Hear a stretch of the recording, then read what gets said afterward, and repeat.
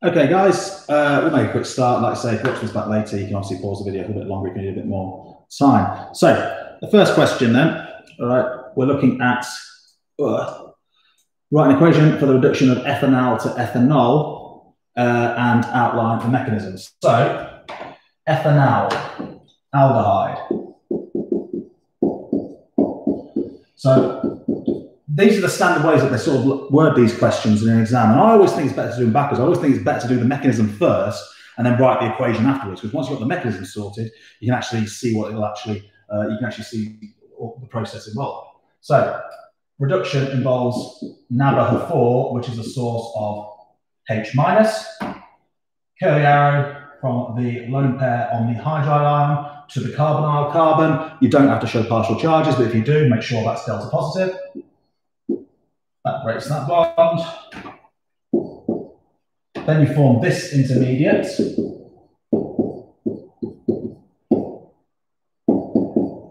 Sort of oxyanion intermediate. And here's where we get the second step, the H+ from the solvent. There we go. So, and we end up forming ethanol.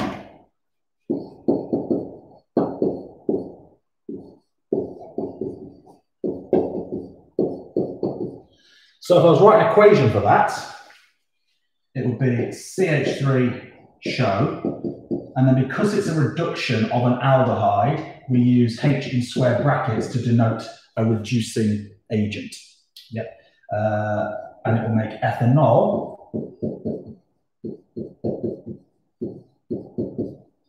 Like so. Is that balanced? Well, again, if you're not sure, just count the atoms on either side. Use molecular formula if you want. So that's C2H4O, that's C2H6O. So I'm actually gaining 2 hydrogens in this process. So to balance it, in big 2 there. And it didn't ask for it, but the name of the mechanism there is nucleophilic addition. Now, let's answer the third question to this one. All right, is that product going to rotate plane polarized light? All right, and the simple answer is, well, no, right? Because fundamentally, don't forget, to rotate plane polarized light, there has to be a chiral carbon. Is there a chiral carbon in this particular molecule? All right, no, there isn't. All right, there is not a carbon with 4 different groups attached. So no chiral carbon, no optical isomerism. And then, if we have a look at the next one, so erase all that. Okay, worked well. Write an equation for the reaction between propanone and hydrogen cyanide. So propanone, hydrogen cyanide. All right. So propanone. Did you get all the things yesterday? Yes. Teaching. Okay, thank you. All right. Hydrogen cyanide. Like so. Lone pair on the carbon. The negative charge can go anywhere on the actual ion, but I always put it on the carbon because that is obviously the atom which has got the extra electron to donate a pair of. Backside attack. Same principle as before.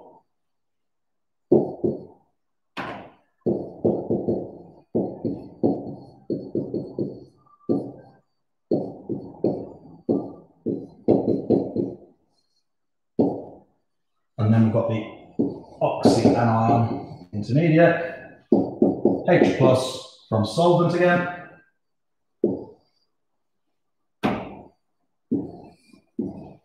And then you end up with the product, which I'll draw over here.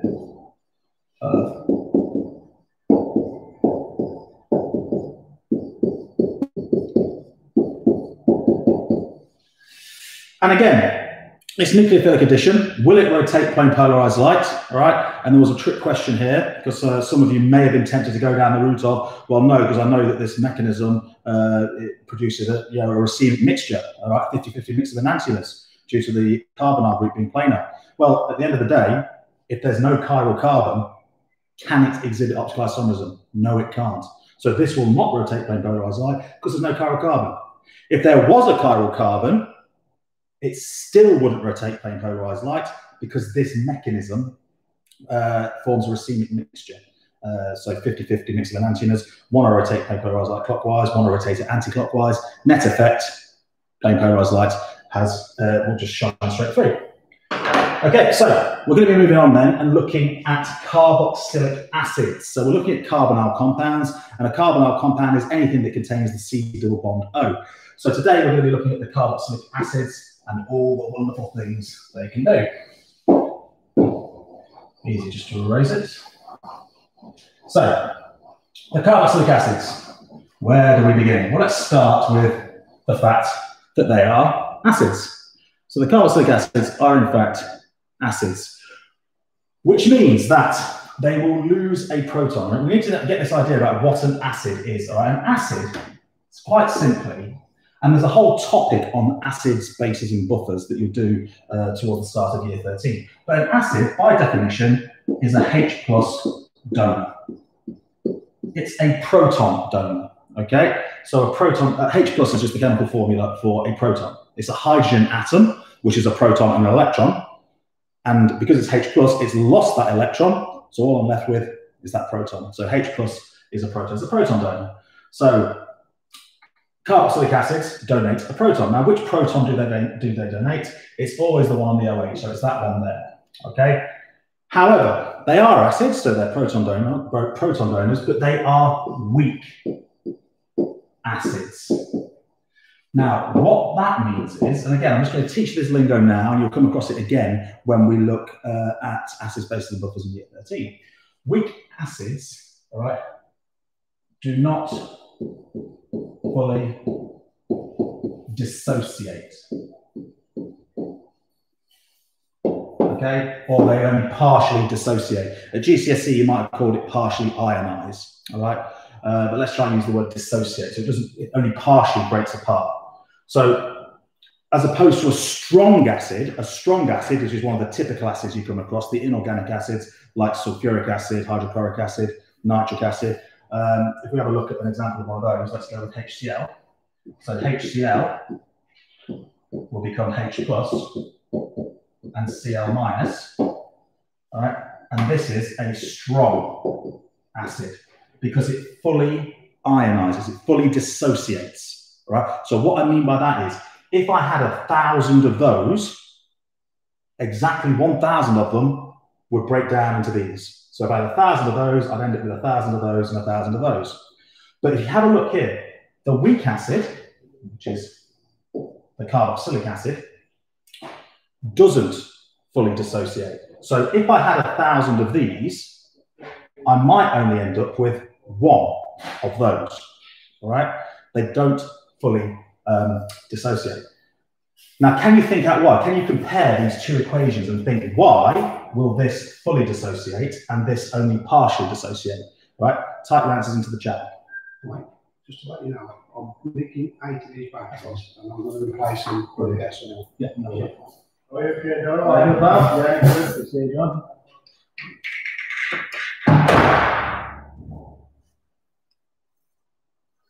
So strong acids fully dissociate, so they fully break apart, but weak acids do not. Why not? Okay, what's the difference between these two equations? I've pretty much given it away there.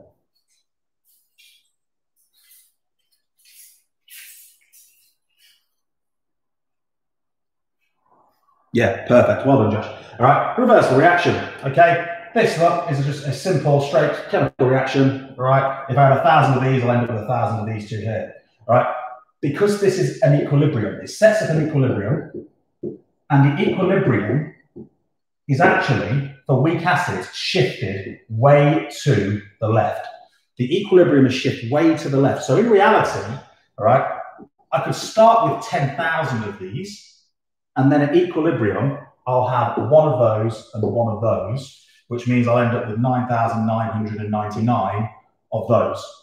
Yeah, so you can see the level of dissociation. Whereas if I had 10,000 of these, I'd end up with 10,000 of those and 10,000 of those. Yeah, which is why a strong acid will have a lower pH, So the pH of this, the strong acid, so hydrochloric acid, sulfuric acid, nitric acid, will have a pH around from probably -1 up to around 2. Yes, pHs can go, all right, into the negatives. And the weak acids will usually have a pH of around sort of like 3 to 5, okay, depending on the concentration. So that, why? Because pH is just a measure of how much H plus you've got. Yeah, that's all pH is. It's a measure of how much H plus you've got in solution. So if you've got lots of H plus, you've got a really low pH, right? If you've got a, so it's an inverse scale. And if you've not got much H plus, you'll have a higher pH. Okay. So that's a bit about the background of the fact that the carboxylic acids are acids. And just like the strong acids, they will react with bases. All right, I'm going to look at those reactions a bit later on. Okay. So let's just clear the board and then put it in a bit more detail.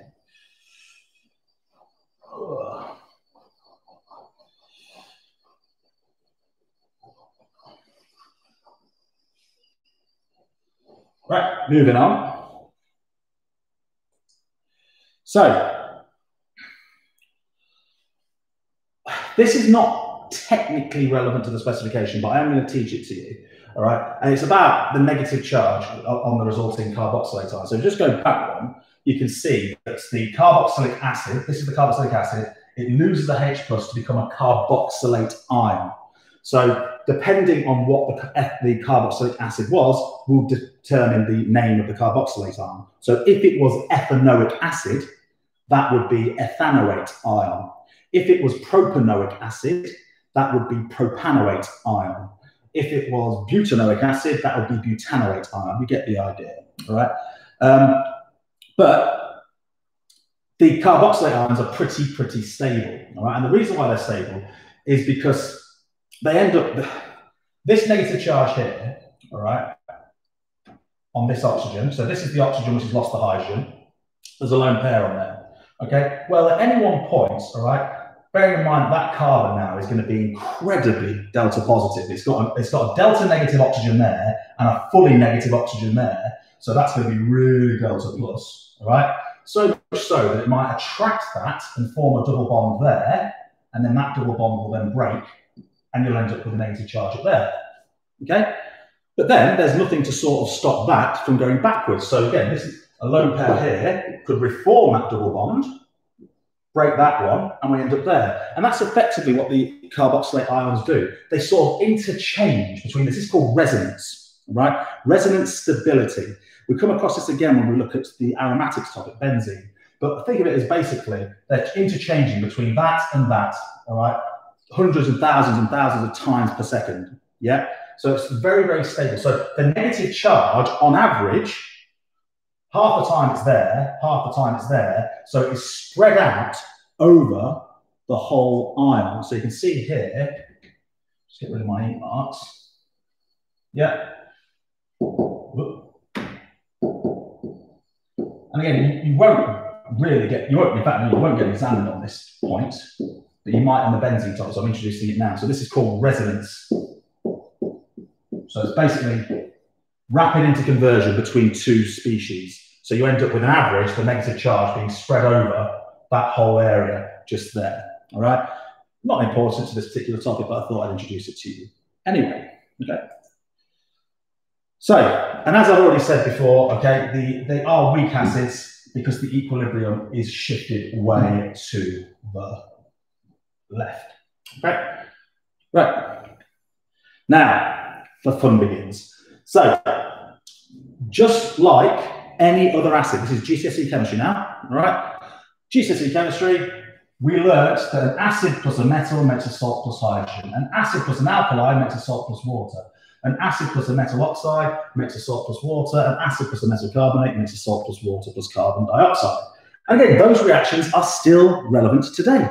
Yeah. So if I took sulfuric acid and copper, yeah, so let's call it sulfuric acid and copper, I would end up with copper sulfate and hydrogen. So again, we cover all this again at the start of the acids, bases and buffers topic, but it's still the same.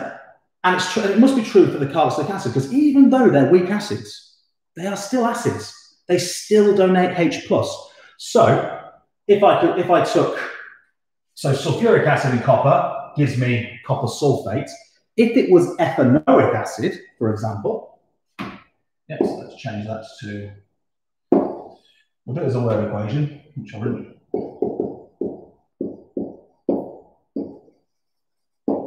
And let's put magnesium. Then the salt would be magnesium, because we named salts with the metal being the first part of the name. And it wouldn't be sulfates, it wouldn't be chloride, it wouldn't be nitrates, it wouldn't be phosphates, because we're not using their acids. It would just be ethanoate and hydrogen. Okay? And again, same with an acid and alkali. Imagine we took decanoic acid. Decanoic acid plus sodium hydroxide, you end up with sodium decanoate. All right. The only difference with these is the actual formulas of the salt. So I'm going to do a few examples now. Okay, so if we have a look, let's take ethanoic acid plus, let's go with sodium. Yeah, ethanoic acid plus sodium. Okay. And what I'm going to do as well, I'm going to compare it to what would happen if it was a strong acid as well, because there's just we write the formulas, the salt slightly different. Well, you know this because this was one of your required practicals, not one of your required practicals, but similar. That when you put when sodium or sodium hydroxide reacts with hydrochloric acid, you end up with sodium chloride and hydrogen gas. Okay, so that's balanced. Okay, so when the key thing I'm trying to show you here is that with a strong acid, all right, and a metal, you end up with the salt. When you name this, when you put the formula for the salt, metal first and then the non-metal second. It's the other way round, unfortunately, for the organic acids, so for the carboxylic acids. So what we'll see here is, rather than it being NaCH3COO, it will be CH3 COO Na plus H2. Okay. Why do we show it that way round? Well, it does make sense if you think about the charges involved and you think about the actual ions, because this thing, what I've just drawn, yeah. What will this look like? Well, you're going to end up with, when they react, you're going to end up with that, because the ethanoic acid has lost the proton. Yeah, and you're also going to end up with Na+. So imagine if you wrote that the other way round, thinking about the rules of organic chemistry that you know, all right, although technically this is inorganic chemistry, if you wrote it as Na, yeah, does that look like a fair representation, all right, of the actual charges involved? In reality, it'll be the negative charge on that oxygen ion there, which will be bonded to the sodium, won't it? Which is why we write it that way round. So rather than write Na-3Cu, we write CH3Cu-Na, all right? And the formula, look, here's the key thing as well, going back to our formulas of ionic compounds that we did way back at the start of year 12. Because that is a 1- ion, and all of the carboxylate ions, if it's made from a carboxylic acid as opposed to a dicarboxylic acid, have a 1- charge. So that's a 1- charge, that's a 1+ charge, so it's a 1-to-1 ratio. And it might change if we change the metal, which we'll have a few examples of that in a moment. Okay, is that equation balanced? Well, what are we doing here? Well, there's a couple of ways you can balance this. You can notice that all we're doing is we're swapping that H for an Na to make that. But obviously we've got 2 H's at the end. As it's a diatomic though, we can get away with just putting a half. All right, but if you don't like having halves in your equations, you can just double everything in that. So that's for an acid plus a metal. Okay, let's try the next one now. Let's try an acid plus an alkali. Let's go with, and we'll change up the carboxylic acid. We'll go methanoic acid which is that. And we'll go with, let's go with, yeah, barium hydroxide.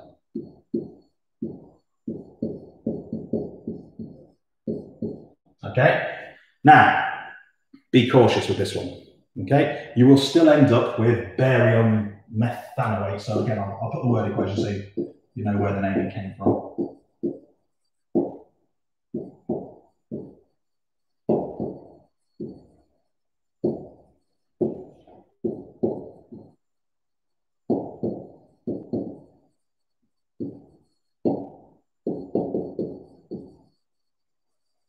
Yeah. So you're still going to get barium methanoate, all right? But the formula, be careful, because barium is in group 2. So when it's in a compound, it'll be a 2+ ion, okay? So in this case, let's look at the ions involved. We're going to, methanoate is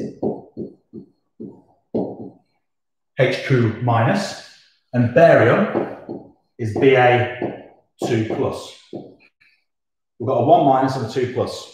Doesn't balance. So obviously to make it a balanced compound, we need another negative.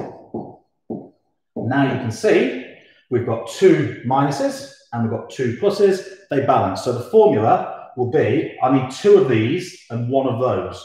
So the brackets, HQ 2 bar.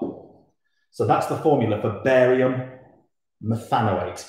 And then hydrogen gas is produced as well. Sorry, not hydrogen gas, water, because this is an acid plus an alkali. Alkalis, pretty much, all right, are just the really soluble hydroxides, metal hydroxides. So it's going to make a salt plus water. Now have a look at what I've done, and is it balanced?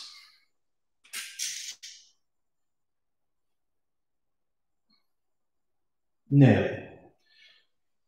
Think of that as just, rather than balancing individual atoms, think of that as Haku. So I've got 2 Hakus on that side, and I've only got 1 Haku there. So I'm going to need a big 2 there. All right. So I've got the Hakus balanced, I've got the bars balanced, and now it's all about the H2Os at the end. So those 2 plus those 2. Yeah, I think that is a balanced equation. Okay. So that is a reaction between an acid and an alkali, a carboxylic acid and an alkali, to make a salt plus water. All right. Let's try. So again, it'll be the same for a metal oxide, metal carbonate, and we'll have a look at a couple of those. We'll have a look at a couple of those now. So I'm just going to scroll down. So let's go with. Let's go acid plus carbonate.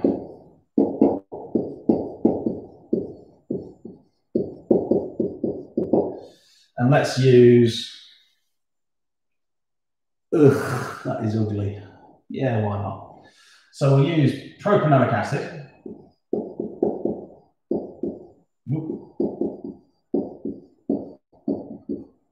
And we'll use aluminium carbonate. Now this is tricky because aluminium, 3+ ion, carbonate is a 2- ion. So I'm just going to have to make sure I get the formula right first.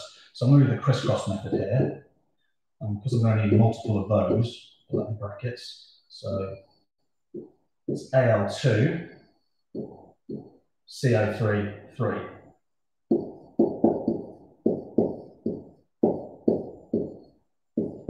Okay, now this time, whenever an acid reacts with a carbonate, if you go back to the previous slide, should show you here. Yeah. So acid plus a metal carbonate, we don't just get a salt plus water, we get a salt plus water plus carbon dioxide. So let's have a quick look. So I'm going to put down here CO2 plus H2O. And because it's propanoic acid,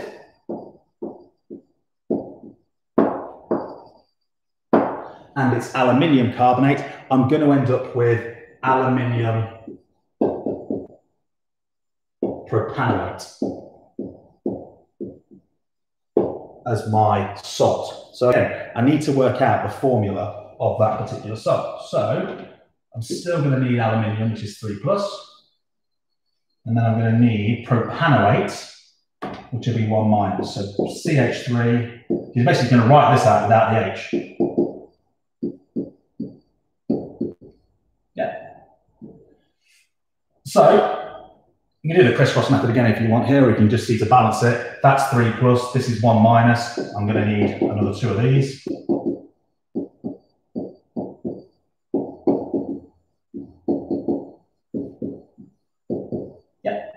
So the formula will be 3 of those and then 1 of those. So it'll be CH3, CH2, Cu, 3 of them, Al. And then you've got CO2 and water. And then you can have all the fun in the world trying to balance this. But again, I would balance the CH3, CH2 Cus first. So I've got 3 of those. Well, in fact, no, do the metals first, because obviously we always do the metals first. So I've got 2 Als there. I've only got 1 Al there. So I'm going to need a big 2 there. Because now, rather than having 3 of these CH3, CH2 Cus, I've actually got 6 because I've doubled all of that. So I'm going to need 6 of those. Yeah. And then the CO3s, they can become CO2. So how many CO3s have I got there? I've got 3. So I'll have 3 CO2s produced.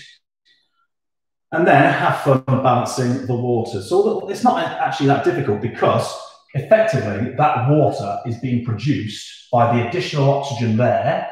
So CO3 becomes CO2 and an oxygen atom.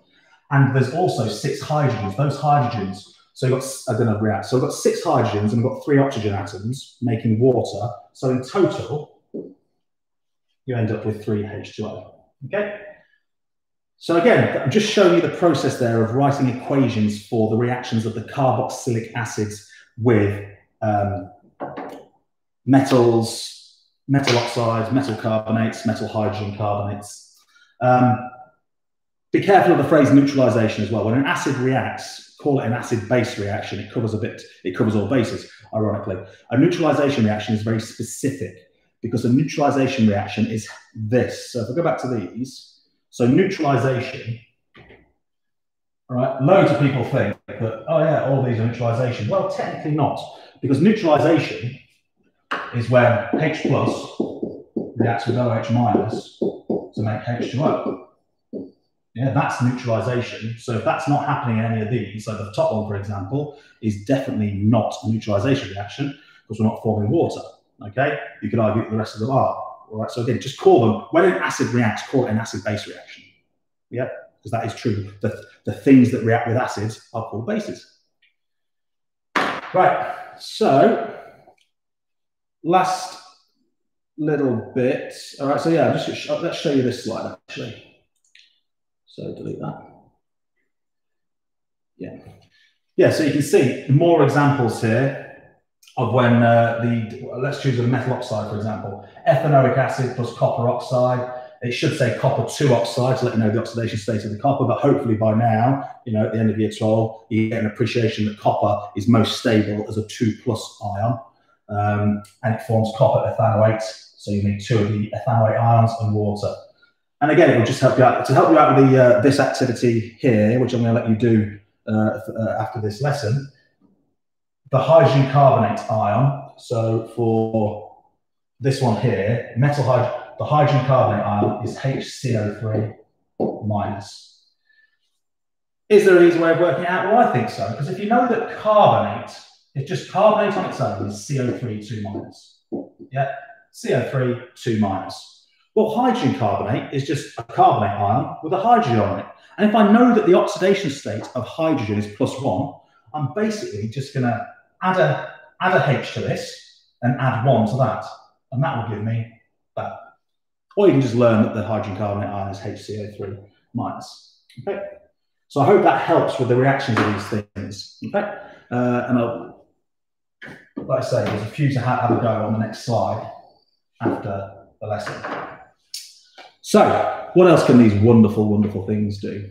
Yeah, esters. Wonderful things. So, again, you may have covered this in your GCSE chemistry. carboxylic acids can make esters, all right? And esters are another homologous series, which means they've got another functional group. And an ester is anything which contains that.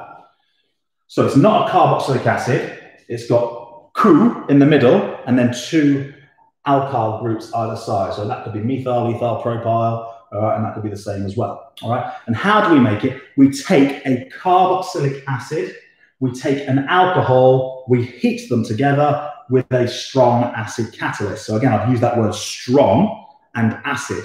And hopefully now you get an idea that strong means fully ionizes, and fully dissociates. Let's use grown-up words. And acid is H plus donor. So sulfuric acid is a very strong H plus donor. And it forms an ester plus water. And I'll show you how I've color-coded it quite nicely to show you what's going on here. So all that happens is, effectively, all right, you are swapping the hydrogen on the carboxylic acid for whatever is attached to the OH in the alcohol. Yeah, so I'm just literally swapping those over. Yeah, can you see in the product where there was a H at the end, there's now a CH3, right? And the level of my color coding goes even further because that H picks up the OH in the alcohol to make H2O. Yeah. So that's all that happens in these reactions. So in terms of naming it, we actually name the tail first, if you like. All right. So always name the tail first. So I think of it an ester as having a head and a tail. So this is the head, and this is the tail. Okay. All right. Yeah. Sorry, so Mr. Thacker's bringing some year 10s in to wash their hands. So you just swap you name the tail first. The tail is the methyl group. That came from the alcohol. Had it been ethanol, it would have been an ethyl ester. Had it been propan-1-ol, it would have been propyl ester. Had it been butan-1-ol, it would have been a butyl ester. All right? So how do we name the surname? Well, we name the surname, all right, from the carboxylic acid it was named from. Okay, so we named the surname as ethanoate because we used ethanoic acid. Had we used propanoic acid, it would have been propanoate. Had we used butanoic acid, it would have been butanoate. So let's use another example. All right, let's do something on this screen now. So let's take ethanol.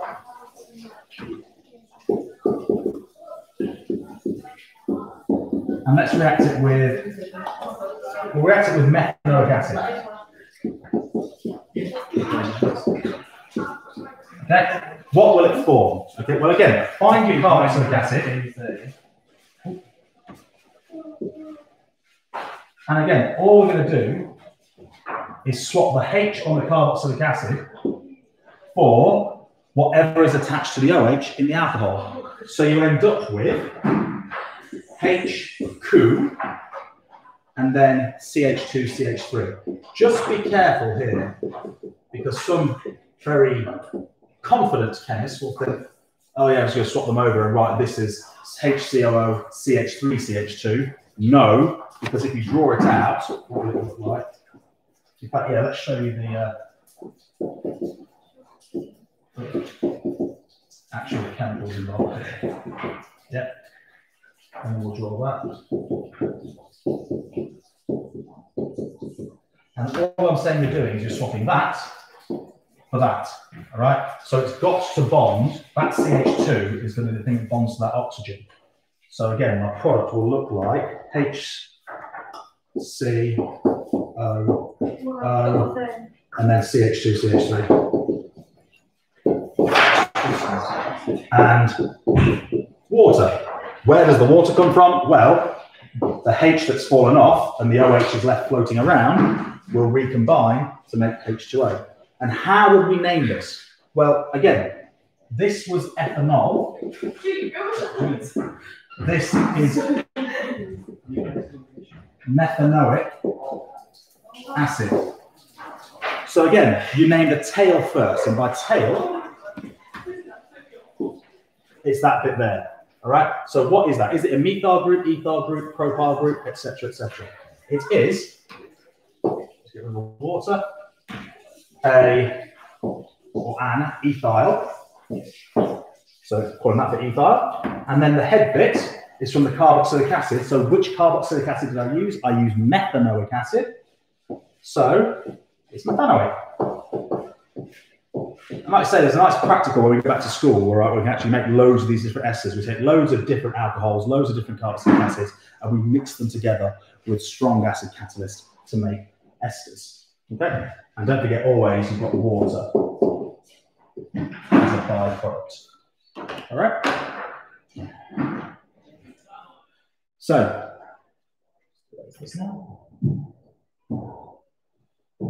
so I think there's a few equations on one of the slides. All I want you to do actually in that last slide is to name the different esters. So there's different carboxylic acids and esters on the final slide for you to have a go at naming. Fairly straightforward, particularly with the esters, because you can see they've actually colour-coded the tail. So you name the red bit first and then the blue bit second. All right? And so on and so forth.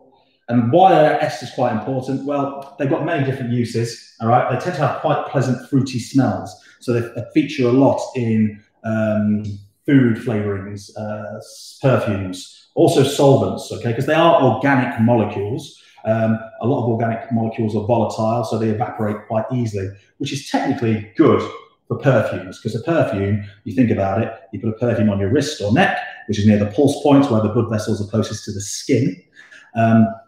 And that'll cause them to evaporate, because you want people to smell the perfume. You want it to evaporate and diffuse across the room. So that's quite useful, the fact that they are quite volatile. All right. Other uses: medicines, insecticides, synthetic fibers, fragrances, cosmetics. Basically, if you look at the back of any sort of bathroom product and find something that ends in 08, probably going to be some sort of ester. All right. If it's got two words, it's like methyl hexanoate or something, it definitely is an ester. Okay, so that's something else you can get on with. So